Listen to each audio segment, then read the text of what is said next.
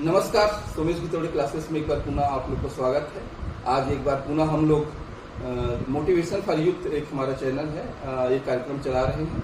उसके अंतर्गत आज हमारे बीच असिस्टेंट प्रोफेसर के पद पर पदस्थ मिस्टर योगेश साहू सर हमारे बीच उपस्थित हैं। सर नवीन गवर्नमेंट कॉलेज सारागांव में पदस्थ हैं। तो सर हमारे चैनल में आपका बहुत बहुत स्वागत है सर। और ये जो कार्यक्रम है सर, हम लोग छात्र छात्राएं जो नेट सेट का एग्जाम की तैयारी कर रहे हैं, एपी बनने की जिनकी चाहत है, उनके लिए एक मार्गदर्शन के रूप में हम लोग ये कार्यक्रम शुरू किए हैं सर, जिसमें बच्चों का रिस्पांस थोड़ा सा अच्छा आ रहा है। तो इसी के तहत ये कार्यक्रम है सर, पूरी तरह से बच्चों के लिए है, छात्र छात्राओं केंद्रित है। तो मैं आपका मेरे चैनल में एक बार पुनः अभिनंदन और स्वागत करता हूँ सर। तो ये हम तो सर आप थोड़ा सा अपना परिचय बता देंगे सर। सबसे पहले तो इस यूट्यूब चैनल से जुड़े सभी व्यूअर का मैं वेलकम करता हूं और स्पेशली थैंक्स करना चाहूँगा प्रोफेसर का, जिसके माध्यम से इस चैनल पर मेरे को आकर आपसे बात करने का मौका मिल रहा है। सर तो जैसे मेरा इंट्रोडक्शन दिए हैं, थोड़ा सा मैं अपने बारे में जानकारी देना चाहूँगा। मेरा नाम योगेश कुमार साहू है और मैं असिस्टेंट प्रोफेसर के पद पर गवर्नमेंट नवीन कॉलेज सारागांव जो कि जांजगीर जिला में है, यहाँ पर पदस्थ हूँ मैं। और मेरा जो सब्जेक्ट है वो केमिस्ट्री सब्जेक्ट है। सर का जो चैनल है उसको मैं रेगुलरली वॉच करता हूँ और ये आप लोग के लिए बहुत अच्छा प्लेटफॉर्म है, जो कि जो एकेडमिक लाइन से जुड़ना चाहते हैं उसके लिए एक प्रकार से मोटिवेशनल चैनल है और एक गाइडेंस चैनल के रूप में भी आप इसको ले सकते हैं। तो ये बहुत अच्छा चैनल है, आप इसका रेगुलर वॉच करते रहिए, इससे आपको बहुत अच्छी जानकारियाँ मिलती रहेंगी। मेरे बारे में थोड़ा सा और आगे परिचय देना चाहूँगा। मैं इससे पहले अभी जो असिस्टेंट प्रोफेसर के पद पर आने से पहले इससे पहले मैं फॉरेंसिक लैब में था, अपराध अनुसंधान शाखा में। वहाँ पर मैं एज अ लैब टेक्नीशियन के रूप में वर्क कर रहा था और लगभग मैं 8 वर्ष वहाँ पर अपनी सेवा दे चुका हूँ। 8 साल तक सर फॉरेंसिक लैब में कहाँ से सर पदस्थ था? एक्चुअल में मैं यहाँ अंबिकापुर जो संभाग है रेंज है, वहाँ पर कार्य किया हूँ। जैसे 5 जिला को ये कवर करता है, वहाँ पर कभी अनुभव मेरा अच्छा रहा। इसके बारे में बताइए सर, फॉरेंसिक लैब को, ताकि स्टूडेंट को जान सके कि क्या इसमें करना पड़ता है और वहाँ तक जाने का क्या प्रोसेस है। फॉरेंसिक लैब में लैब टेक्नीशियन थे आप तो। एक्चुअल में ये जो फॉरेंसिक लैब से नाम से ही सुने होंगे, अक्सर इसको जनरली सीआईडी ब्रांच बोलते हैं। अच्छा, तो अच्छा। आम जन जो होते हैं वो जल्दी से समझते हैं सीआईडी का एक ब्रांच माना जा सकता है इसको। एक्चुअल में ये छत्तीसगढ़ गवर्नमेंट सरकार के अंदर है अभी फिलहाल। और इसमें जो मेन कार्य जो रहता है, जो अपने समाज में जो वातावरण में जो क्राइम हो रहे हैं उसको कम करने के प्रयास के लिए उद्देश्य से ये बनाया गया है। एक्चुअल में जो क्राइम होती है उसको जो आइडेंटिफाई करना होता है, पुलिस का भी काम होता है। और पुलिस से जो काम बच जाती है, वैसे तो बचती नहीं है, लेकिन उसको पुख्ता करने के लिए ये जो ब्रांच खुला हुआ है फॉरेंसिक ब्रांच, ये होता है। और इसमें पहुंचने के लिए ज़्यादा कुछ क्वालिफिकेशन की आवश्यकता नहीं पड़ती है। आप ग्रेजुएशन है अगर साइंस बैकग्राउंड से, तो आप आसानी से वहाँ पर पहुँच सकते हैं। व्यापम के द्वारा इसका एग्ज़ाम भर्ती होता है। इसमें 2-3 बार एग्ज़ाम ऐसे हो चुका है। और जो ग्रेजुएशन नॉर्मली जो सिलेबस होता है उसी पर बेस्ड होता है। आप इसका अगर थोड़ा सिंसियर होकर पढ़ाई करते हैं तो आप आसानी से इस विभाग तक पहुंच सकते हैं। हाँ सर, हम लोग सीआईडी जो चैनल एक है ना, बस जो सोनी में जो सोनी और सब टीवी में जो आता है, बस है ना, तो कुछ भी अपराध होता है तो उसका सैंपल ले जाते हैं तो लैब पहुंचाते हैं। बस वही काम है वो सब। पुलिस जो होती है, जो क्राइम सीन होता है, स्पॉट होता है, वहाँ से कुछ एविडेंस कलेक्ट करते हैं जिसको लैब तक पहुँचाया जाता है। फिर उसी का इन्वेस्टिगेशन करके उसको एक प्रकार से कहा जाए ऑथेंटिकेट किया जाता है। बढ़िया सर, आप एक अच्छा बैकग्राउंड है आपका, है ना, काफी लंबा अनुभव है। 8 साल तक आप है ना गवर्नमेंट जॉब में थे, उसके बाद एपी बनने का एक अलग ये है। मतलब देखिए, जनरली देखते हैं कि कई लोग जॉब के लिए इतना संघर्ष कर रहे हैं अभी, है ना, एक जॉब लोगों को नहीं मिल पा रहा है। आप देखिए 8 साल से, पिछले 8 साल से पूरे गवर्नमेंट जॉब में थे, उसके बाद एपी की तैयारी करना, ये कैसे आपके मन में आया सर? कैसे इसको मैनेज कैसे किए आप जॉब में रहते हुए? एक्चुअल में जो मेरा रुझान था वो पढ़ाई की तरफ ही ज़्यादा था। अच्छा। और इस जॉब में जाने से पहले भी मैं प्राइवेट कॉलेजेस में जी। अपना सेवा दे चुका हूँ। जी। तो वहाँ से जो स्टूडेंट का जो अनुभव रहा मेरे पढ़ाई के पीछे, तो वो लोग बोलते थे कि सर आप टीचर ही बनिए, हाँ। प्रोफेसर ही बनिए, अच्छा। वो ज़्यादा आपके लिए सूटेबल भी है हाँ। और आपका पढ़ाने का जो हाँ। तरीका है वो बहुत अच्छा है। हाँ। इससे पहले मैं जो 11-12 लेवल का जो कोचिंग होता है, हाँ जी। उस पर भी सेवा दिया हूँ मैं। अच्छा अच्छा। तो वहाँ के जो बच्चे हैं वो अभी भी मेरे को याद करते अच्छा। हैं। इसीलिए जो एक मेरा YouTube चैनल हाँ है हाँ योगेश सर। केमिस्ट्री करके, नहीं मैं तो देखा हूँ योगेश केमिस्ट्री योगेश करके। केमिस्ट्री जो चैनल बना है एक्चुअल में ना, वो उसी स्टूडेंट के लिए ही मैं इसको ओपन किया हूँ। अच्छा अच्छा। ताकि जो मेरे से बच्चे जो जुड़ना चाहते हैं, हाँ, हाँ। वो अभी भी जुड़ सकते हैं मेरे से। जैसे भले ही मैं दूर हूँ उससे, हाँ। लेकिन जो दूरी है उसको हाँ। कम करने के लिए मैं YouTube चैनल अपना जो योगेश केमिस्ट्री है उसको मैं ओपन किया था। देख लीजिए तो- जो भी जी जी जो स्टूडेंट अभी हमारे चैनल देख रहे हैं, तो निश्चित रूप से आप सर का जो योगेश केमिस्ट्री करके एक चैनल है यूट्यूब चैनल, जरूर उसे आप सब्सक्राइब कर लीजिएगा, देखिएगा, आपको निश्चित रूप से उससे लाभ ही होगा, है ना। तो बिल्कुल इस बात का आप लोग ध्यान रखिएगा। हाँ सर। तो वहाँ जो स्टूडेंट अपना अनुभव बताते थे और बोलते थे कि हाँ।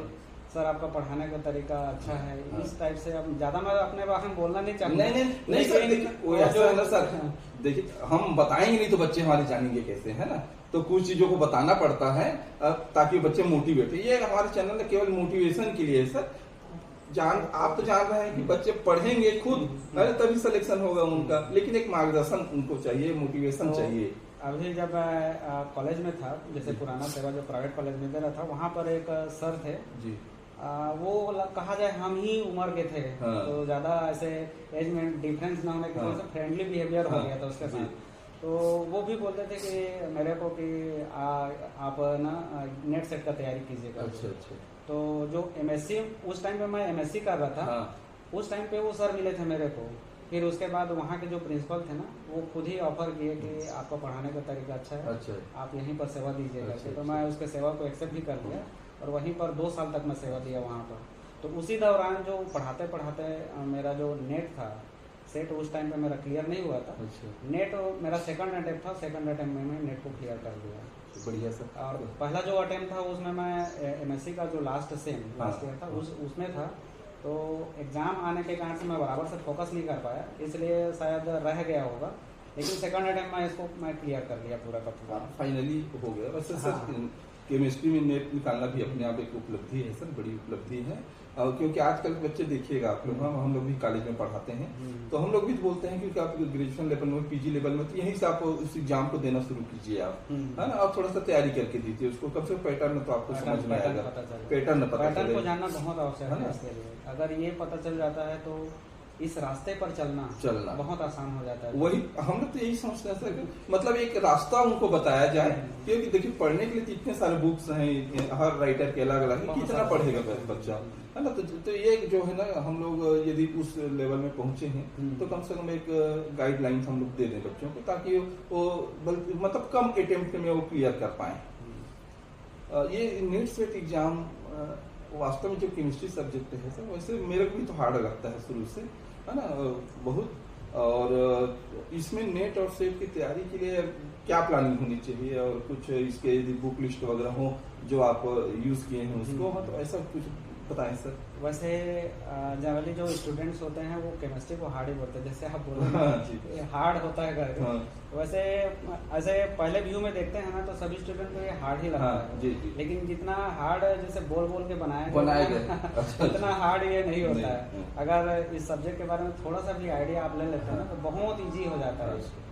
और स्वाभाविक है, नेट जो नेशनल लेवल का है वो थोड़ा सा जो स्टेट लेवल का जो सेट होता है उससे थोड़ा सा तो डिफरेंट क्वेश्चन रहता ही है, थोड़ा सा पैटर्न अलग रहता है।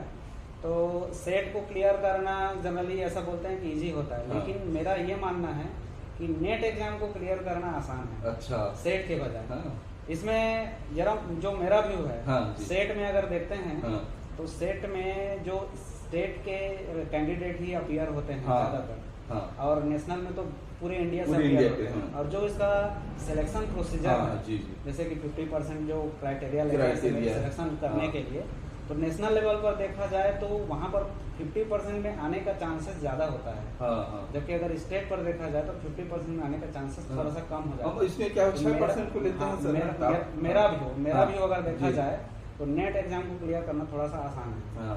हालांकि मैं नेट एक ही बार में जैसे बताया ना सेकंड अटेम्प्ट, जैसे मेरा नेट निकला ना, मैं उधर फिर फोकस नहीं किया, मैं जॉब में चला गया था, फिर उधर मैं अटेम्प्ट नहीं किया। लेकिन जो सेट एग्जाम आया, जितने बार भी सेट एग्जाम आया उसको मैं अटेम्प्ट करते गया और निकलते गया। इसका जो रास्ता मैं जो पकड़ा एक्चुअल में जो निकालने का, मैं बिल्कुल जैसे कि बहुत लोग बताते हैं कि ये बुक पढ़ो वो बुक पढ़ो, मेरा ऐसा बिल्कुल भी रास्ता नहीं था। अच्छा, मेरा एकदम सिंपल सा रास्ता है कि आप किस लेवल पर हो, मतलब आपका सोचने समझने का जो लेवल है वो क्या है, पहले ये देखो। अगर वो लेवल आपको समझ में आता है तो आप बिल्कुल आसानी से कोई सा भी एग्जाम, मैं नेट सेट के बारे में बात नहीं कर रहा हूँ, कोई सा भी एग्जाम आप इजीली क्लियर कर सकते हो। मेरा जो पढ़ने का तरीका है सर, वो सबसे पहले मैं एग्जाम का पैटर्न पकड़ता हूँ। एग्जाम का पैटर्न बोलने का मतलब है कि कौन से टॉपिक से ज़्यादा क्वेश्चन को कवर किया जाता है, क्या वो जो टॉपिक ज़्यादा कवर किया जा रहा है वो मेरे को समझ में आता है कि नहीं आता। सबसे पहले तो आपको ये देखना है, तो जहाँ जहाँ से ज़्यादा क्वेश्चन कवर होता है, जिस टॉपिक से ज़्यादा क्वेश्चन कवर होता है उसको पहले आप फाइंड आउट कर लीजिए, उसको अलग से छांट लीजिए। अगर ये आप कर पाते हो तो आप आसानी से क्लियर कर पाओगे। अच्छा ये बात है, जैसे कि आप लोग कई लोग बोलते हैं कि बड़े बड़े स्टैंडर्ड बुक को पढ़ना पड़ता है, मेरा मानना बिल्कुल ये नहीं है। अच्छा, आप जिस बुक को समझते हो, जिस लैंग्वेज को समझते हो, आप उसी लैंग्वेज को पढ़िए, उसी बुक को पढ़िए। सभी बुक में वही चीज लिखा होता है, वही मैटर मिलता है, बस आप कितना समझ पाते हो ये आपके ऊपर निर्भर करता है। कोशिश तो आपको ही करना है, कोई गाइडेंस दे सकता है तो उस गाइडेंस को कितना आप ले सकते हो, बुक से कितना आप निकाल सकते हो, वो आपके ऊपर निर्भर है। जी हम लोग भी बीच बीच में बोलते रहते बच्चों को पुराना क्वेश्चन पेपर भी देख लिया करो एक बार कम से कम। बस यही सर, अगर पुराने question paper, gold question paper को उठाते हो आप, तो पूरा का पूरा आप निकाल सकते हो कि कहाँ से क्वेश्चन किस प्रकार से निकाला जा सकता है, कहाँ से क्वेश्चन ज़्यादा पूछे जाते हैं, इसको आप निकाल लिए तो ये रास्ता बिल्कुल आसान हो जाएगा। और हर बार पता भी चलता है सर कैसे चेंजेस हो रहे हैं क्वेश्चन में, थोड़ा थोड़ा मॉडिफाई होते रहता है। अगर वही क्वेश्चन पूछेंगे तो सभी के सभी निकाल लेंगे, है ना। तो वो नेचर का नियम ही है, समझो। प्रकृति में बदलाव जैसे आप बोलते हैं ना, वो प्रकृति में बदलाव होना ही है, तो वैसे क्वेश्चन में भी हल्का फुल्का बदलाव होते रहता है, उसको आपको एक्सेप्ट करना पड़ेगा। उस लेवल पर आपको तैयारी रखना भी पड़ेगा। जैसे एमएससी की स्टूडेंट है तो एमएससी का जो सिलेबस है जो पढ़ रहे हैं उसको थोड़ा सा अच्छा से पढ़ लें और थोड़ा सा सिलेबस भी देख लें, नेट का सेट का क्या है। बस है ना, क्योंकि ये जो नेट सेट मतलब कहीं ना कहीं आप प्रोफेसर बनने के लिए आप तैयारी करें, उसके लिए एलिजिबिलिटी एग्जाम जो है उसको आप देने जा रहे हो, तो आपका जो सोच है उस सोच को आपको एमएससी के स्टूडेंट की तरह मतलब थोड़ा सा रिसर्च ओरिएंटेड अगर आप रखते हो, ज़्यादा कुछ रिसर्च की आवश्यकता नहीं है, रिसर्च ओरिएंटेड बस रखना है, तो आप जो एग्जाम है उसको आप आसानी से क्लियर कर सकते हो। फिर भी एक आध दो बुक ऐसा बता सकते हैं सर जो बच्चे अभी जो पढ़ रहे हैं, मतलब उनको लगे कि कुछ क्या है ना, बच्चे को मन में ये धारणा रहती है सर कि मेरे को ऐसा कुछ रेडीमेड बुक मिल जाए जिसमें ऐसा मैं देखूं और उसमें आ जाए कुछ क्वेश्चन, ऐसा कुछ है क्या? आजकल अगर देखा जाए तो सभी कैंडिडेट या स्टूडेंट जैसे भी बोले तो सबके मन में ये धारणा होती है कि ज्यादा इधर उधर अपने को भटकना ना पड़े, कोई एक नोट्स मिल जाता है कंपाइल करके तो हम उसको पढ़ लेते हैं, आसानी से तैयार कर लेते हैं। आजकल सभी को यही चाहते हैं और स्थिति भी आज का जो इन्वायरमेंट है वो बन भी गया है इस टाइप से। तो मैं सजेस्ट करना चाहूँगा अगर इस लाइन पे अगर कोई जाना चाहते हैं, केमिस्ट्री में अगर नेट सेट अगर कुछ भी निकालना चाहते हैं, दोनों के लिए मैं एक ही टाइप से बुक बताऊंगा, दोनों के लिए कोई अलग अलग बुक्स नहीं होते, सेट के लिए अलग बुक के लिए।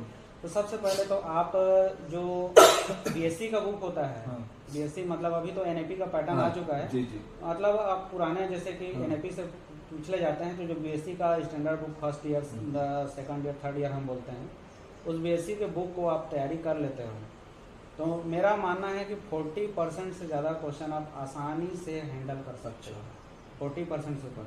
और जो कटअप देखा जाता है तो वो जनरली 50% एकदम, अगर बहुत ज़्यादा जाता है तो 50% अगर आप मार्क्स ले आते हो तो आप एलएस के लिए एलिजिबल हो जाते हो। तो मैं अगर उस लेवल तक आप पहुंचना चाहते हो तो आप बीएससी का बुक अगर पढ़ते हैं, प्रेफर करते हैं, कोई या अथोराइज बुक अगर ले लिया जाए उसमें से बीएससी लेवल का ही, जो हिंदी लैंग्वेज में, इंग्लिश लैंग्वेज में मिल जाता है, आसानी से अवेलेबल रहता है, तो अगर आप उसको पढ़ते हैं तो आप 40% से ज़्यादा मार्क्स को कवर कर सकते हैं। अभी मेरे साथ जो स्टूडेंट जुड़े हैं अपने चैनल के माध्यम से, यूट्यूब जो योगेश केमिस्ट्री उस चैनल के माध्यम से जुड़े हैं, उनको भी मैं सजेस्ट किया था। बहुत लोग उसमें से बीएससी का बुक प्रीफर किए और उनमें से बहुत लोग निकल भी गए। अच्छा अच्छा।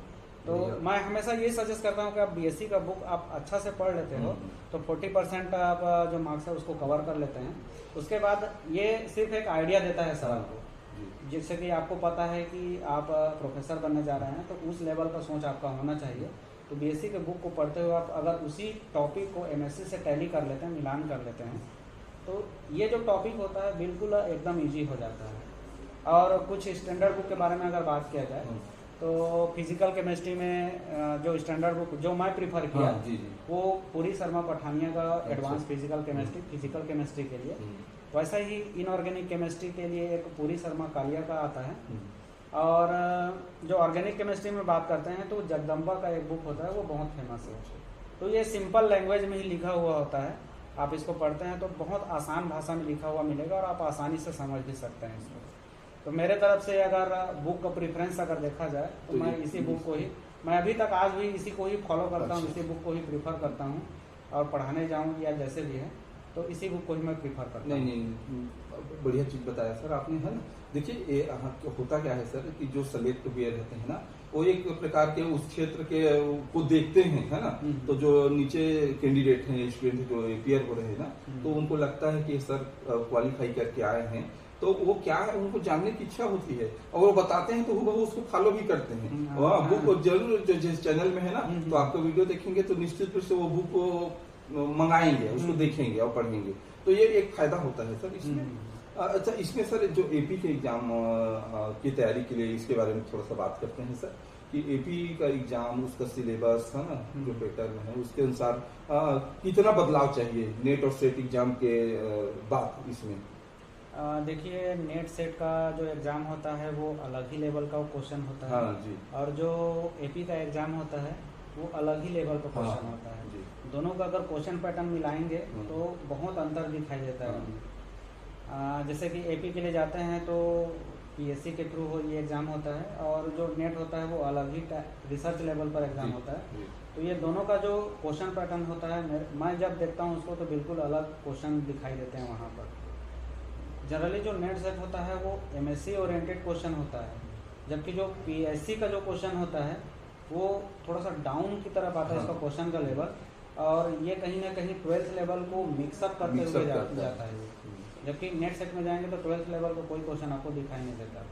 तो अगर दोनों में डिफरेंस अगर देखें क्वेश्चन का पैटर्न में, तो पीएससी का जो क्वेश्चन होता है, एपी के लिए जो क्वेश्चन पैटर्न सेट होता है वो थोड़ा सा आपको हट के दिखाई देगा, और थोड़ा सा जो लेवल है उसको डाउन करके पढ़ना पड़ता है, तब आप उसमें तैयारी कर पाओगे ठीक से।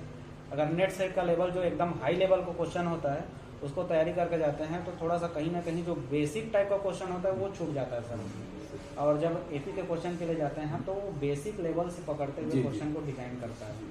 तो इसमें जो मेन डिफरेंस देखते हैं तो आप इस प्रकार से इसको अलग अलग पकड़ सकते हो। लेवल को थोड़ा सा डाउन करना पड़ता है एपी के लिए, हालांकि उसमें भी लेवल आपको मिलेगा, मिक्सअप टाइप का लेवल मिलता है, लेकिन थोड़ा सा डाउन करते हुए जब आप पढ़ते हैं तो उसमें आपको ज़्यादा कवर करना पड़ता है। और एपी के एग्जाम के लिए जब जाएंगे वहाँ पर, जैसे नेट सेट के लिए 50% मार्क्स कवर करते हैं तो आप थोड़ा सा सक्सेस की तरफ आगे बढ़ते हैं। लेकिन अगर एपी एग्जाम के लिए जाते हैं तो स्टेट लेवल का एग्जाम होता है जिसमें आपको कहीं ना कहीं 70-80% मार्क्स को कवर करना पड़ता है, क्योंकि अदर स्टेट के भी रहते हैं ना, ऑल इंडिया। तो उस हिसाब से आपको तैयारी करना पड़ेगा। तो कहीं ना कहीं आप बेसिक को छोड़ देते हैं तो कहीं ना कहीं आपका मार्क्स डाउन हो जाएगा। तो इसलिए डाउन लेवल को भी आपको पकड़ते हुए ऊपर लेवल तक जाना पड़ता है। और इसमें ये बोल रहा था सर मैं, जैसे हम लोग देखते हैं कि बहुत लोग अपने विषय में पकड़ तो सब रखते हैं, तैयारी करते हैं, सब इसमें एक भाग है छत्तीसगढ़ का, है ना। तो ये इसकी तैयारी अब ये कितना मायने रखता है, ये जो पेपर है ना, ये 50 क्वेश्चन जो आते हैं 100 नंबर का, ये सिलेक्शन के लिए कितना मायने रखता है ये सर? एक प्रकार से देखा जाए तो सर ये इसका मायने बहुत है। जब आप इस भाग को छोड़ देते हो, जैसे मैं अभी बताया कि आपको इसमें स्कोर करने के लिए, मतलब सक्सेस की तरफ आगे बढ़ने के लिए 70-80% आपको मार्क्स चाहिए होते हैं। जो सब्जेक्ट में पकड़ है वो सब कोई बना के रखा है। जो भी बैठ रहे हैं उसमें से, जैसे कि जो एग्जाम डाले हैं, फॉर्म डाले हैं, कहीं ना कहीं नेट सेट है, पीएचडी है, मतलब सब अपने अपने सब्जेक्ट में एकदम महारत है। तो एक जो कहा जाए उसका जो 30% का जो भाग है वो आपका उस स्टेट लेवल का जो क्वेश्चन होता है बैकग्राउंड से स्टेट का, वहाँ पर से क्वेश्चन पूछा जाता है। तो अगर उस लेवल को कहीं आप इग्नोर करते हो तो आपको सब्जेक्ट में एकदम 100% देना पड़ेगा। अगर 100% नहीं दे पा रहे हो वहाँ पर तो आप इधर को कवर कीजिए, तो आप टोटल मिला के दोनों तरफ से मेकअप करोगे तो 80 से 90% लाकर क्वेश्चन बनता है। तो अगर छत्तीसगढ़ का जो क्वेश्चन के बारे में अगर बात किया जाए तो छत्तीसगढ़ का क्वेश्चन का एक बहुत बड़ा कहा जाए रोल है इसमें। अगर इसको कहीं इग्नोर कर देते हो आप तो कहीं ना कहीं चांसेस आपका थोड़ा सा कम की तरफ होते जाता है। तो उसके भी तैयारी के लिए तो बहुत सारे नोट्स वगैरह आजकल इसके लिए तो बहुत सारे नोट्स अवेलेबल हैं और सामान्य नागरिक हैं छत्तीसगढ़ के, तो उसको जानकारी होना भी चाहिए आपको कि आपकी संस्कृति क्या है, भौगोलिक स्थिति क्या है, ये सारी जानकारी अगर आपको है तो थोड़ा बहुत है तो आप उसको कवर कर लेते हैं, लेकिन इससे आप भाग नहीं सकते। अब इसमें क्या होता है जैसे हम लोग सेलेक्ट हो गए उसके बाद इंटरव्यू में जाते हैं तो बहुत सारे स्टूडेंट जैसे भी तैयारी भी कर रहे हैं तो पहले से इंटरव्यू की बात करते हैं हम लोग कि सर कैसे होगा, तो हम लोग बोलते हैं अरे पहले इसको पास करवा है ना, वो तो बात की प्रक्रिया है ना कि क्या होगा कैसे, वो अपने आप हो जाता है, ज्यादा हड़बड़ाने की जरूरत नहीं है। तो इसमें थोड़ा सा आप अपना ये बताइए सर, आपका इंटरव्यू कैसे रहा और इसमें स्टूडेंट को आप कैसे गाइड करेंगे इंटरव्यू के लिए? इंटरव्यू के बारे में सर मेरा मानना यह है कि ये आपका एक पर्सनालिटी ही है जी। इंटरव्यू में जो सामने वाला जो होता है जो आपसे क्रॉस क्वेश्चन कर रहा है या आपका जो छवि देखना चाहता है, सिर्फ वो ये चेक करता है कि आपका बिहेवियर क्या है, क्योंकि आपका जो नॉलेज है वो तो आप रिटर्न एग्जाम पर देकर आ चुके हैं। आपको कितना सब्जेक्ट का नॉलेज है वहाँ पर ये चेक बिल्कुल भी नहीं किया जाता, ये मेरा मानना है। और मेरा स्पेशली अनुभव अगर देखा जाए तो मैं जो इंटरव्यू पर के बारे में बात करें तो सिर्फ वहाँ पर आपका जो बिहेवियर किस प्रकार है, आपका बोल चाल का जो एक्सप्रेस करने का तरीका क्या है, एक्सप्लेन किसी चीज को करना है, किस प्रकार से आप एक्सप्लेन कर पा रहे हो वहाँ पर, और आपका जो सामाजिक या जो आपका वातावरण जिस वातावरण पर आप रहते हो उसका कितना पकड़ रखते हो आप। अगर ये सब जानकारी आपके पास है तो मेरे को नहीं लगता कि आप इंटरव्यू में बहुत कम नंबर हम ये भी सलाह देते हैं एवरेज या तो आप एवरेज से भी ऊपर हो सकते हो। मतलब इंटरव्यू में आप अच्छा मार्किंग गेन कर सकते हो अगर आपका बिहेवियर या बातचीत करने एक्सप्रेस करने का तरीका अलग है। तो बस इंटरव्यूअर तो यही देखता है कि इसका जो एक्सप्लेन करने का तरीका किस टाइप से है, बाकी और कुछ नहीं। उसमें एकदम स्पेशल आपको तैयारी करने की उसमें आवश्यकता मेरे को तो नहीं लगता। हाँ सर, तो एक आध क्वेश्चन आपके साथ जो हुआ इंटरव्यू में सर आपसे कुछ शेयर करना चाहेंगे तो? अब तो सब्जेक्टिव में अगर देखा जाए तो नॉर्मली जो 12th लेवल का क्वेश्चन किया अगर सब्जेक्टिव में देखेंगे तो जैसे मैं अभी बताया था शुरू में एपी के लिए आपको एकदम से डाउन जो बेसिक लेवल होता है अगर उसको आप छोड़ देते हैं तो कहीं ना कहीं आप इसमें फेल हो जाएंगे, रह जाएंगे। तो बेसिक लेवल से थोड़ा सा क्वेश्चन करते करते मेरे थोड़ा सा बढ़ाते हुए गए तो सब्जेक्ट के बारे में तो लगभग मैं सभी क्वेश्चन को एक्सप्लेन कर पाया था। सिंपली वो अपने में जो इलेक्ट्रोकेमिस्ट्री के बारे में पढ़ते हैं वहाँ से क्वेश्चन किए थे, और जो केमिकल बॉन्डिंग जो होता है उससे भी रिलेटेड ऐसे बहुत सारे क्वेश्चन किए गए थे मेरे से, तो उसको तो मैं आसानी से क्लियर कर पाया था। और अपने में जो छत्तीसगढ़ से रिलेटेड छत्तीसगढ़ बैकग्राउंड से जो क्वेश्चन किए थे तो उसमें जो उस टाइम पे ये कोरोना काल चल रहा था तो कोरोना काल से संबंधित कुछ नियम जो छत्तीसगढ़ शासन के द्वारा भारत सरकार के द्वारा जो चलाए जा रहे थे उससे बेसिक क्वेश्चन और थोड़ा सा अर्थव्यवस्था से रिलेटेड मेरे से क्वेश्चन किए गए थे। तो सामान्य जानकारी ही रहता है सर, उसमें कोई एकदम से जैसे बोलते हैं कि इंटरव्यू में थोड़ा सा पैनिक हो जाते हैं बच्चे लोग, तो पैनिक होने की बिल्कुल भी आवश्यकता नहीं है। जैसे मैं बोला है कि आपकी अभिव्यक्ति ही है, आप किस प्रकार से एक्सप्रेस कर पाते हैं, आपका हाव भाव करने वहाँ चेहरा का एक्सप्रेशन क्या है, बस इसी को देखते हैं और उसी पर ही पूरा मार्किंग हो जाता है। कई लोग के साथ होता है सर, हड़बड़ा जाते हैं, जानते सब चीज है लेकिन इन वक्त में हड़बड़ा जाते हैं। मैं भी देखा हूँ 2-4 लोग को इंटरव्यू से देने के बाद आए हम लोग थे ना तो पसीना हो चुके थे पूरा। कई लोग वहाँ जैसे वेटिंग एरिया में बैठा रहा है वहीं पर एकदम से पैर कांपते रहता है, ये होता है। तो ऐसा भी वहाँ पर मैं देखा भी हूँ और मेरे में भी थोड़ा सा मन में झिझक था, लेकिन मैं सोचा कि जब सामने वाला अभिव्यक्ति ही देख रहा है तो इसमें पैनिक होने की आवश्यकता नहीं है। जी सर, इसके बाद रिजल्ट जब आए है ना तो क्या रही प्रतिक्रिया आपकी, कैसे आप जनरली क्या है रिजल्ट को ना, या तो हम देखते हैं या कोई हमसे ज्यादा आतुर रहता है कोई देखने के लिए वो बताता है, तो ऐसा कुछ हुआ था आपके साथ? नहीं, मेरे साथ तो ऐसा कोई दूसरे कोई ऐसा मतलब वेटिंग में वेट तो कर रहे थे इसका रिजल्ट क्या आना है लेकिन खुद देख लिए थे। लेकिन जब मैं खुद ही देखा मैं अपना रिजल्ट, लेकिन मेरे को जब रिजल्ट आया ना किसी दूसरे के द्वारा पता चला कि इसका रिजल्ट अनाउंस हो चुका है। अच्छा। मतलब इंटरव्यू होता है, इंटरव्यू का जो क्या बोलते हैं, इंटरव्यू के लिए जो शॉर्ट लिस्ट होते हैं वो वाले रिजल्ट को किसी दूसरे के द्वारा बताया गया था कि रिजल्ट आ चुका है करके। फिर मैं चेक किया तो मैं अपना नाम देखा उसमें, तो कहा जाए कि अब ये 10-12 साल का एक प्रकार से मेरा तपस्या था कहा जाए, और जिसके इंतजार में था मैं, जब वो चीज हासिल हो गया, मतलब एकदम नजदीक में पहुंच गया था ना, तो मन में तो खुशी बहुत थी। और उस खुशी को तो यहाँ पर अब कहा जाए उस पल की खुशी अलग होती है सर। जिस दिन रिजल्ट आता है उस दिन अपने आंखों से देखते हैं तो अलग खुशी होती है ना कि तब उसके बाद तो एक मेन जो चैलेंज था अभी अब इंटरव्यू था। तो कहीं ना कहीं उस पर भी अब थोड़ा सा माइंड गया कि अब इंटरव्यू का किस प्रकार से तैयारी करना है। तो इधर उधर पता किया तो उसे अपने को पता चला कि इसके लिए बहुत ज़्यादा तैयारी करनी पड़ती है, और ड्रेसिंग सेंस ये सब बहुत सारे बातों के बारे में जानकारी भी मिला। तो फिर इसमें मैं ज़्यादा पैनिक नहीं हुआ, फिर मैं एकदम नॉर्मल ही रहा। ड्रेसिंग सेंस जैसे बताया था उस टाइप से थोड़ा सा अच्छा सा ड्रेसिंग सेंस करके गया मैं, और नॉर्मल ही ड्रेसिंग सेंस, कोई एकदम से तड़क भड़क करके ड्रेसिंग सेंस भी नहीं था। फिर वहाँ पर गया, नॉर्मल ही मैं अपना इंटरव्यू दिया। उसके बाद जो मेरा इंटरव्यू था वो उसके बाद एक दिन और होना था, मतलब सेकंड डे रिजल्ट आया था इंटरव्यू का। तो जब रिजल्ट देखा ना तो वो खुशी अलग ही थी सर। उसको हम यहाँ पर बयान नहीं कर सकते। मतलब 10 साल की जो तपस्या है वो जब अचीवमेंट हुआ तो अलग ही अनुभव था वो। चलिए बढ़िया है सर ना, एक बच्चों को कम से कम जो स्टूडेंट जो इसकी तैयारी कर रहे हैं एक गाइडलाइन के रूप में आपने उनको दिया, और निश्चित रूप से जो स्टूडेंट है सर जो चैनल देखते हैं तो अच्छा रिस्पांस आता है। और ये क्या है, हम लोग चूंकि हम लोग इस पद में आ गए हैं सर, तो हमारा भी एक दायित्व बनता है कि आने वाले जनरेशन को तैयार करें, उनको गाइडेंस दें और उनको भी आगे बढ़ाएं। तो ये हमारे चैनल का यही उद्देश्य है। जैसे आप भी जो अपना यूट्यूब चैनल चलाते हैं सर, योगेश केमिस्ट्री करके सर का चैनल, तो जरूर आप उसको सब्सक्राइब जरूर कर लीजिएगा केमिस्ट्री के लिए देखने के लिए। और हमारा चैनल में तो आपका प्यार हमको मिल ही रहा है ना। तो बहुत बहुत धन्यवाद सर।